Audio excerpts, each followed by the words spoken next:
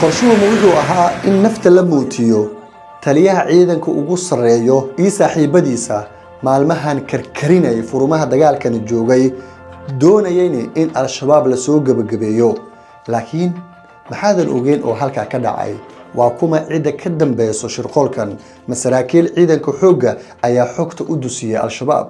waa isweydiinaysaa taas waana maxay muhiimadda al-shabaab ee u leedahay aadan yabaal oo ah isku xirka dagaalka lagula jira al-shabaab ee ka soconaya gobolada Hiiraan iyo Shabeellada Dhexe hadal heenta marka gudaha saraakiisha ciidamada ku sheegi doona tanna waa qarsoodi markii gaariga al-shabaab uu soo galay magaalada banaankeeda aadan yabaal aroor hore oo saaki ah gaariga kale ugu horeeya ee sii baxay waxaa saarnaa sargaalka ugu sareeya ciidamada dawladda hada waa taliyihii ugu sareeya ciidamada dawladda hadiiba askariga 200 qaato naftiisa haligayo maxaa keenaya sargaalka ugu sareeya inuu sii baxsadaba haduu jilbaha suran lahaa askartu dhiiranaan ay heli lahayd askartu moraalkooda ayaa dhismi lahaa halkaana waa laga guuleysan lahaa al-shabaab laakiin askariga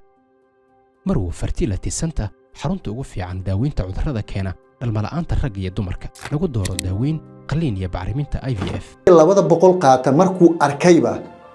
sargaalkii ugu sareeyay oo sii baxsanayo isagana dhanka kale u baxsaday sawirka ninkaana ku tusi doonaa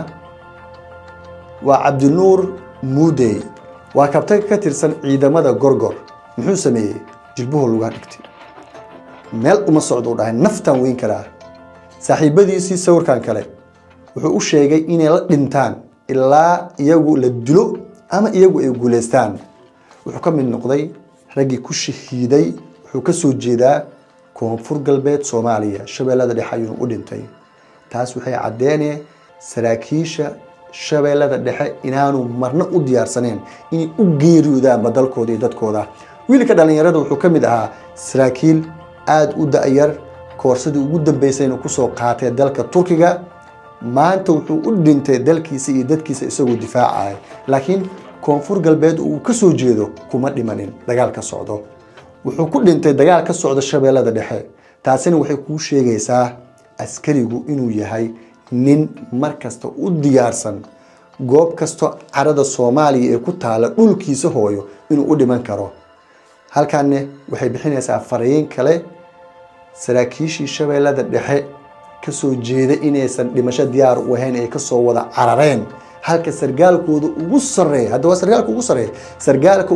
taliyaha ciidanka xoogga dalka meeluu ka soo cararay ayuu wiilkan dhalinyarada iyo saaxiibadiisa jilbaha dhigteen nafta ismootiyeen waxa ku soo haray sawirkan kale waa Asad Usmaan Danab waa sargaal ka tirsan ciidamada Danab abuure oo ka tirsan Hiiraan 7 maalin koor nafta ayaa loogu muutiyay hadii dagaaladaas oo dhan la isku soo duuduubo laga tashan lahaa khibrad badan odayaashii dagaalami jiray ee dalkeena uu soo jabhadeeyay lala tashto talada la hoos dhigo wax badan ayaa isbedeli lahaa waxaan arkaynaa askari furunta dagaalka joogo rasaas uu ridaa meesha uu ku ridaayna cid u jeeda male waa la soo duubaa Facebook dalakh waa la soo duubaa qabiil hebel waa dalakh waa la soo duubaa heer hebel oo soo jeeda laakiin rasaasta uu ridaa meel ku dhacaysa iyo qof ku dhacaysa looma jeedo markay runta imaado waa la soo wada cararay waa kuwa Shabeellada Dhexe dagaalka lagula jira al-shabaab marna wuu noqon waayay mid cadaalada mid si saxan loo wada galaayo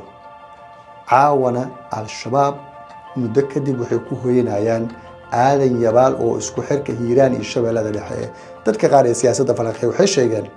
hub isaanad wixii ugu badnaa ayaa halkan yaalay ma iyaga ayaa marka hore loogu sii diyaariyay oo sheeko kale iyadana halkan ka dhax soconayso qaybta hoose commentiga aragtiyaada igula wadaag hadii sargaalkii ugu weynaa uu soo cararayne halkaas waxa ka dhacay wax wanaagsan maaha madaxweynaha Soomaaliya wuxuu sheegay maalin in la guuleysan karo maalin ay guuleysan karaan maantana aadan yabaal ciidanka dawladda lagu jibiyay madaxweynaha Soomaaliya oo qiray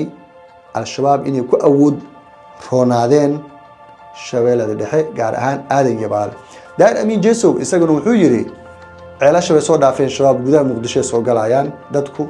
cabsi badan ay dareemayaan wareysigaas mid kamid ah warbaahinta soomaaliya ka howlgasha ayuu siiyey laakiin